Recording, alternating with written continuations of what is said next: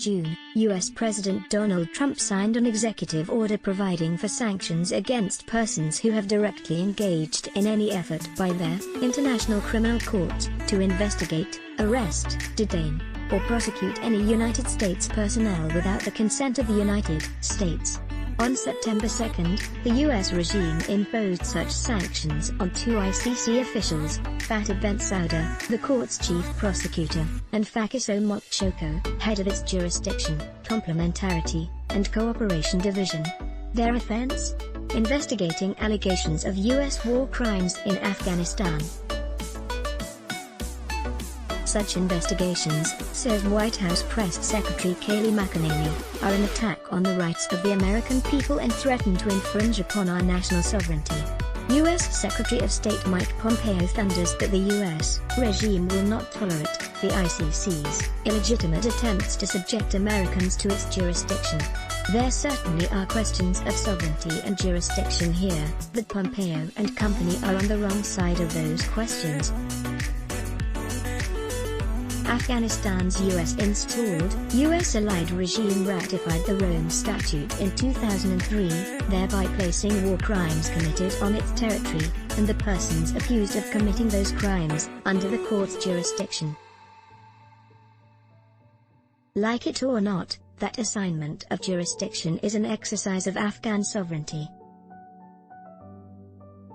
Mike Pompeo wouldn't object to a Czech police officer arresting an American driver accused of running a red light and hitting a pedestrian in Prague, or to a Czech court trying the case. Donald Trump wouldn't sign an executive order sanctioning Thailand's Revenue Department or Central Tax Court for charging and trying an American who resides in Bangkok for evasion of that regime's taxes.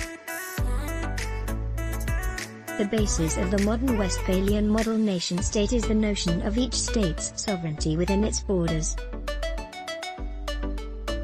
That sovereignty includes the power to assign jurisdiction to courts to investigate and try crimes committed within those borders, refusal to cooperate with the ICC's investigations, or to extradite Americans charged with war crimes, absent U.S. ratification of the Rome Statute, are also problematic. Protecting accused war criminals and denying victims their day in court just isn't a very good look on any regime, but at least those positions would be arguable from a sovereignty standpoint. This isn't.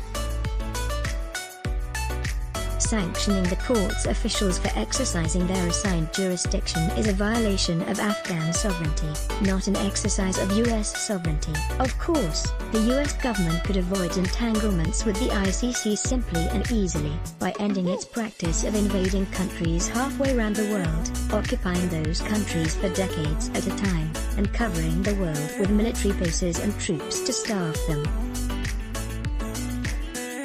Trump and Pompeo don't want U.S. military personnel to do the time, they should stop sending U.S. military personnel abroad to do the crimes.